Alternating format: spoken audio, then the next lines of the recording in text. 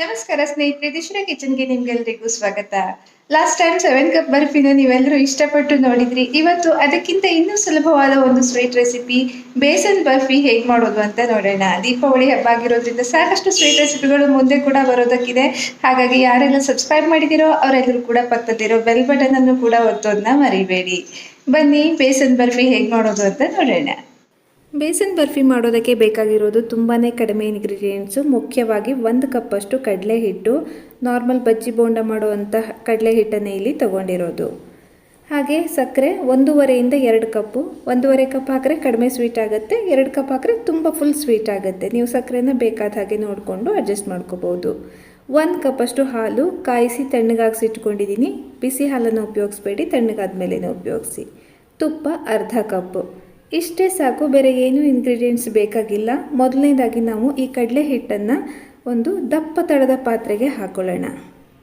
ದಪ್ಪ ತಳ ಆದರೆ ಬೇಗ ತಳ ಹಿಡಿಯಲ್ಲ ಅನ್ನೋದಕ್ಕೋಸ್ಕರ ಕಡಲೆ ಹಿಟ್ಟನ್ನು ಹುರಿಯೋ ಅಗತ್ಯ ಇಲ್ಲ. ಹಾಗೆಯೇ ಡೈರೆಕ್ಟಾಗಿ ಕಡಲೆ ಹಿಟ್ಟನ್ನು ಬಾಣಲೆಗೆ ಹಾಕ್ಕೊಳ್ತಾ ಇರೋದು. ಅದರ ಜೊತೆಗೇ ನಾವು ಸಕ್ಕರೆನೂ ಕೂಡ ಹಾಕ್ಕೊಳ್ಳೋಣ.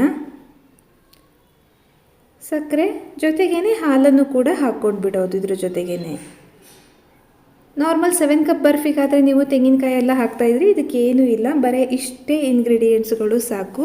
ತುಪ್ಪನ ಈಗಲೇ ಸೇರಿಸೋದಲ್ಲ, ಆಮೇಲೆ ಸ್ವಲ್ಪ ಸ್ವಲ್ಪನೇ ಸೇರಿಸ್ತಾ ಕಾಯಿಸ್ತಾ ಹೋಗೋದು. ಫಸ್ಟ್ ನಾವು ಇದನ್ನ ಒಮ್ಮೆ ಮಿಕ್ಸ್ ಮಾಡ್ಕೊಂಬಿಡೋಣ, ಕಡಲೆ ಹಿಟ್ಟು ಗಂಟುಗಳಾಗದೇ ಇರೋ ಹಾಗೆ. ಆಮೇಲೆ ಸ್ಟವ್ ಆನ್ ಮಾಡ್ಕೋಬೋದು. ಒಮ್ಮೆ ಮಿಕ್ಸ್ ಮಾಡಿಕೊಂಡು ಮತ್ತೆ ಸ್ಟವ್ ಆನ್ ಮಾಡ್ಕೊಳ್ಳಿ, ಇಲ್ಲಾಂದರೆ ಕಡಲೆ ಹಿಟ್ಟು ಬೇಗ ಗಂಟುಗಳಾಗ್ಬಿಡ್ಬೋದು. ಚಿಕ್ಕ ಪುಟ್ಟ ಗಂಟುಗಳಿದ್ರೆ ಓಕೆ, ಅದು ಕರಗು ಹೋಗುತ್ತೆ ನೀವು ಕಾಯಿಸ್ತಾ ಹೋದಂಗೂ ಪರವಾಗಿಲ್ಲ.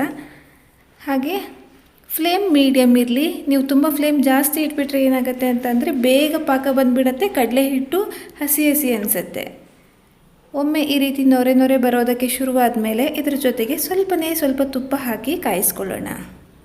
ತುಪ್ಪನ ಒಮ್ಮೆಗೆ ಸೇರಿಸಬಾರ್ದು, ಸ್ವಲ್ಪನೇ ಕಾಯಿಸುವಾಗ ಹಾಕ್ತಾ ಹೋಗಬೇಕಾಗಿರೋದು. ಫಸ್ಟ್ ಒಮ್ಮೆ ತೆಳ್ಳಗಾಗತ್ತೆ, ಆಮೇಲೆ ನಿಧಾನಕ್ಕೆ ಇದು ಗಟ್ಟಿ ಆಗ್ತಾ ಬರುತ್ತೆ. ತಳ ಹಿಡಿದಂಗೆ ಕೈ ಆಡಿಸ್ತಾ ಇರಬೇಕು ಅಷ್ಟೇ. ನೋಡಿ, ಈಗ ಸ್ವಲ್ಪ ಗಟ್ಟಿ ಆಗ್ತಾ ಬಂತು. ಈಗ ಇನ್ನೊಂದು ಸ್ವಲ್ಪ ತುಪ್ಪನ ಇದ್ರ ಜೊತೆಗೆ ಸೇರಿಸ್ತೀನಿ. ನಾರ್ಮಲ್ ಮೈಸೂರು ಪಾಕಕ್ಕೆಲ್ಲ ಆದರೆ ನಿಮಗೆ ತುಂಬ ಜಾಸ್ತಿ ತುಪ್ಪ ಬೇಕಾಗತ್ತೆ. ಇದು ಆಲ್ಮೋಸ್ಟ್ ಸಾಫ್ಟ್ ಮೈಸೂರು ಪಾಕ್ನ ಟೇಸ್ಟೇ ಬರುತ್ತೆ, ಬಟ್ ತುಪ್ಪ ತುಂಬ ಕಡಿಮೆ ಸಾಕಾಗತ್ತೆ ಇದಕ್ಕೆ. ಹಾಗೆ ಇದನ್ನ ಕಾಯಿಸ್ತಾ ಹೋಗೋಣ. ನೋಡಿ ಹೇಗೆ ಬಂದಿದೆ ಅಂತ. ಇನ್ನೂ ಸ್ವಲ್ಪ ಗಟ್ಟಿ ಆಗ್ತಾ ಹೋಗಬೇಕು ಇದು, ಆಗ ಮಾತ್ರ ಗಟ್ಟಿ ಆಗುತ್ತೆ. ನೀವು ತುಂಬ ಬೇಗ ಇದನ್ನ ತಟ್ಟೆಗೆ ಹಾಕಿಬಿಟ್ರೆ ಗಟ್ಟಿ ಆಗಲ್ಲ. ತುಂಬ ಲೇಟಾಗಿ ತಟ್ಟೆಗೆ ಹಾಕಿದ್ರೆ ಸಾಫ್ಟಾಗಿ ಬರಲ್ಲ, ಸ್ವಲ್ಪ ಗಟ್ಟಿ ಬಂದುಬಿಡತ್ತೆ. ಸೊ ಹದವಾಗಿ ಪಾಕನ ಮಾತ್ರ ಹದವಾಗಿ ನೋಡ್ಕೋಬೇಕು. ತುಂಬಾ ಸುಲಭ, ಏನು ಕಷ್ಟ ಏನೂ ಇಲ್ಲ. ಈ ಬರ್ಫಿ ತುಂಬಾ ಸುಲಭವಾಗಿ ಯಾರು ಬೇಕಿದ್ರೂ ಕೂಡ ಇದನ್ನ ಮಾಡ್ಬೋದು. ನೋಡಿ ಇಷ್ಟು ಗಟ್ಟಿ ಆಗ್ತಾ ಬಂತು. ಇನ್ನೊಂದು ಸ್ವಲ್ಪ ಹೊತ್ತು ಅಷ್ಟೇ, ಜಾಸ್ತಿ ಹೊತ್ತು ಕಾಯಿಸೋ ಅಗತ್ಯ ಇಲ್ಲ. ಇದು ತುಂಬ ಗಟ್ಟಿ ಆಗಲ್ಲ. ಇಷ್ಟ ಆಗ್ತಾ ಇದ್ದ ಹಾಗೆ ನೋಡಿ, ಈಗ ಸ್ವಲ್ಪ ನೊರೆ ಬರೋದಕ್ಕೆ ಶುರುವಾಯ್ತಲ್ಲ. ಈಗ ಮಿಕ್ಕಿರೋ ತುಪ್ಪ ಎಲ್ಲನೂ ಕೂಡ ಸೇರಿಸ್ಬಿಡೋಣ. ಆಮೇಲೆ 1-2 ನಿಮಿಷಕ್ಕೆಲ್ಲ ನಾವು ಇದನ್ನ ತಟ್ಟೆಗೆ ಹಾಕ್ಕೊಂಡು ಬಿಡ್ಬೋದು. ನೋಡಿ ಹೇಗಾಗಿದೆ ಅಂತ. ಪೂರ್ತಿ ತಳ ಬಿಟ್ಟು ಬರಬೇಕು ಅಂತ ಇಲ್ಲ, ಈ ಸೈಡಲ್ಲೆಲ್ಲ ಗಟ್ಟಿ ಆಗ್ತಾ ಬಂತು ಅಂತ ಅಂದರೆ ಆಗಿದೆ ಅಂತ ಅರ್ಥ. ನೋಡಿ ಈ ರೀತಿ ನೊರೆ ಬರಬೇಕು. ನಾವು ಇದನ್ನ ಟರ್ನ್ ಮಾಡಿ ಹಾಕಿದಾಗ ಹಾಗೆ ಸೈಡ್ಸ್ ಎಲ್ಲ ಗಟ್ಟಿ ಆಗ್ತಾ ಬರುತ್ತೆ. ನೀವು ಬಾಣಲೆ ಸುತ್ತಲೂ ಒಮ್ಮೆ ಸೌಟ್ ಹಾಕಿ ನೋಡಿ, ಗಟ್ಟಿ ಆಗ್ತಾ ಬಂತು ಅಂತಂದರೆ ನೀವು ತಟ್ಟೆಗೆ ಹಾಕಿದ ಮೇಲೆ ಬರ್ಫಿನೂ ಕೂಡ ಗಟ್ಟಿ ಆಗುತ್ತೆ ಅಂತ ಅರ್ಥ. ಒಂದು ಪ್ಲೇಟ್ಗೆ ತುಪ್ಪ ಸವರಿಟ್ಕೊಂಡಿದ್ದೀನಿ. ಈಗ ಇದನ್ನ ತಟ್ಟೆಗೆ ಹಾಕಿಬಿಡೋಣ. ತುಂಬ ಕಾಯಿಸ್ರೆ ಗಟ್ಟಿ ಆಗಿಬಿಡತ್ತೆ. ನಮಗಿದು ಸಾಫ್ಟ್ ಮೈಸೂರು ಪಾಕ್ ಥರನೇ ಬರಬೇಕು, ಆದರೆ ಇದು ಮೈಸೂರು ಪಾಕಲ್ಲ, ಬೇಸನ್ ಬರ್ಫಿ. ಮೈಸೂರು ಪಾಕನ್ನು ಬೇರೆ ರೀತಿಲಿ ಮಾಡ್ತಾರೆ. ಸೊ ಈಗ ನಾವು ಮಾಡ್ತಿರೋದು ಬೇಸನ್ ಬರ್ಫಿ. ನೋಡಿ ಹೇಗೆ ಬಂದಿದೆ ಅಂತ.